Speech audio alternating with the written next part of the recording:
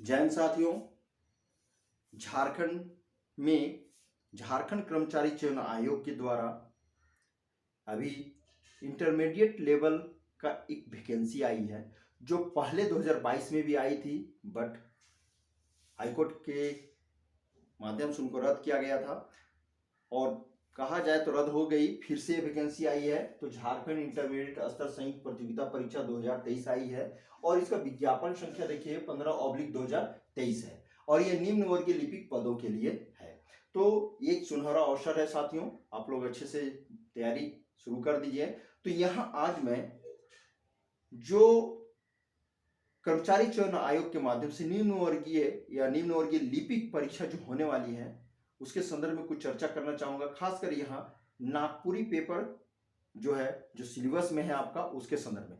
तो हम लोग जानते हैं कि यहाँ परीक्षा सिंगल फेज में होगी और सिंगल फेज में होगी तो देखिए वनडे एक तरह से हो जाएगा एग्जाम, लेकिन ये क्या है, ऑनलाइन फॉर्म भरा रहा है, ध्यान रखेंगे। और पहला पेपर यहाँ होगा, 3 पेपर होगा एक दिन में। पहला पेपर नॉन हिंदी है, 120 क्वेश्चन। दूसरे पेपर आपका लैंग्वेज और लिटरेचर रहेगा, तो जैसे क्षेत्रीय भाषा जो होगी जिससे झारखंड में है। तो हम लोग यहाँ आज इसके अंतर्गत सिलेबस की जो चर्चा करूंगा मैं, वो है नागपुरी पेपर के सिलेबस की चर्चा करूंगा। थर्ड पेपर आप देख रहे हैं तो क्या है, जीएस है। अब जीएस में क्या क्या पूछ सकता है, तो उसमें देखिए फर्स्ट जीएस में 3 कॉलम बनाकर यहाँ रखा गया सिलेबस में।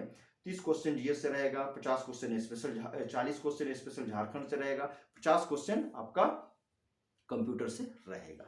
मैं कृष्णा, आप देख रहे हैं अपना YouTube channel Krishna sir GS knowledge में। आप अपनी चैनल में देख रहे हैं और आपके अपने चैनल में आज नागपुरी विषय के सिलेबस की चर्चा मैं यहाँ कर रहा हूँ। तो देखिए सिलेबस नागपुरी पेपर 2 है। तो व्याकरण में वर्ण, संज्ञा, सर्वनाम, लिंग, वचन, कारक, क्रिया, विशेषण, काल, धातु, क्रिया, वाक्य, अव्यय, उपसर्ग, प्रत्यय, समास, अनेक शब्दों के बदले एक शब्द, विलोम शब्द, पर्यायवाची शब्द, समानार्थी शब्दों की चर्चा हम लोग करेंगे। तो देखिए यहाँ पे ये तो हिंदी वर्ड में लिखा हुआ है, लेकिन आपको पढ़ना क्या है, नागपुरी में पढ़ना है। हालांकि इनकी लिपि तो स्क्रिप्ट क्या है, तो देवनागरी ही है। जैसे हम लोग वचन की बात करें तो वचन में क्या हो जाता है साथियों, कि इसमें सिर्फ वचन बनाने की प्रक्रिया जान लीजिए। कोई एक चीज को वस्तु के रूप में, चीज के रूप में प्रयोग किया जा रहा है तो एक वचन के रूप में हो जाती है, और उसी को अगर बहुवचन बनाना है तो उसमें मन जोड़ देते हैं। जैसे कि हम लोग क्या बोल रहे हैं कि मर्द, नागपुरी में मर्द सब आ रहा है, उसमें अगर मन जोड़ देंगे तो क्या हो जाएगा, मर्द मन, यानी बहुत सारे, तो बहुवचन हो जाता है।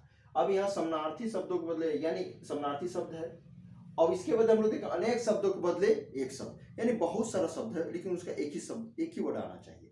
जैसे कह रहा है देखिए यहाँ पे कि उ भुइया जेकर में कुछो नहीं उपजेला, उ भुइया जेकर में कुछो नहीं उपजेला, यानी वह भूमि है जिसमें कुछ नहीं उपजता है, तो उसका आंसर क्या होगा, ऊसर। ऐसे यानी बंजर भूमि बोल सकते हैं आप, तो कोई दिक्कत नहीं है, वहां कृषि कार्य होता नहीं, फसल ही नहीं उपजता है। इसी तरह अनेक शब्दों के बदले एक शब्द, यानी ढेर शब्द के बदले एक वो शब्द में आ गया।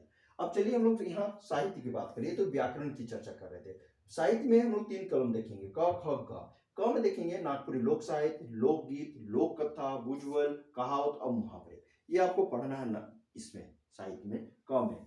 अब देखिए यहाँ पे, यहाँ एक चीज है कि इसमें लोकगीत लोक कथा तो बोल दिया, लेकिन इसमें वर्गीकरण पढ़ना है या नहीं इसकी चर्चा नहीं किया है। लेकिन आप वर्गीकरण भी अवश्य पढ़कर जाएंगे, क्योंकि ये कहा नहीं है, लेकिन अगर क्वेश्चन पूछ दे तो आपको बनाना तो है ना। आप नहीं पढ़ के जाए रहेंगे एग्जाम में, अगर पढ़ के नहीं गए हुए हैं और क्वेश्चन आ गया तो फिर आपको टेंशन हो जाएगी कि मैंने तो इसे पढ़ा ही नहीं, पढ़ लिया होता तो अच्छा होता। इसलिए अंत भला तो सब भला कहा जाता है, इसलिए आप क्या करेंगे, वर्गीकरण को ही पढ़कर जाएंगे इसमें।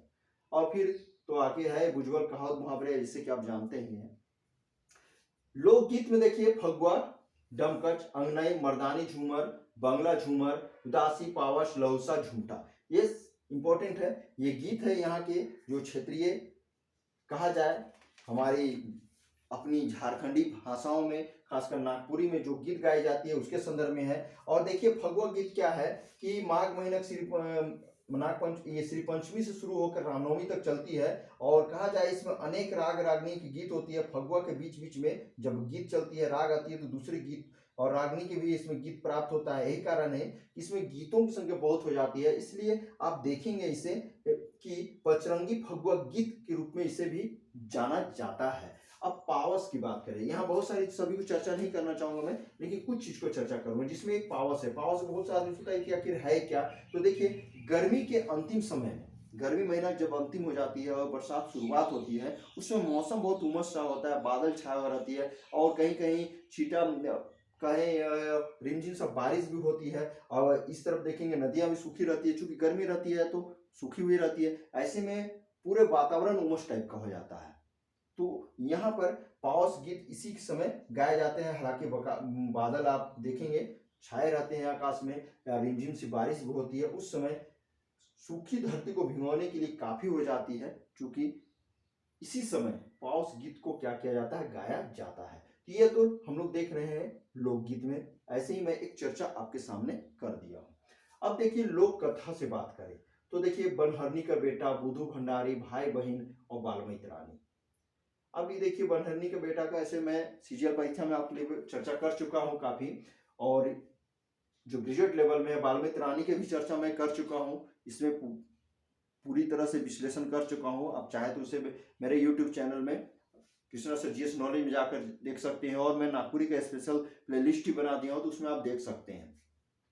तीसरा देख रहे हैं हम लोग यहाँ पे बनफुल भाग। ये बनफुल भाग 1 जो हम देख रहे हैं ना, ये इंटरमीडिएट परीक्षा यानी इंटरमीडिएट प्रवेशिका में देखेंगे 11th में इसको पढ़ाया जाता है। और ये नागपुरी में गद और पद दोनों में ही है। और ये देखिएगा खासकर ये डॉक्टर कुमारी बासंती जो अब तो रिटायर्ड पर्सन हो गई हैं, तो इनके द्वारा लिखा गया है। और देखेंगे साथियों कि ये जो आप देखेंगे ये इनके संपादक है डॉक्टर उमेश नंद तिवारी और शकुंतला मिश्र है।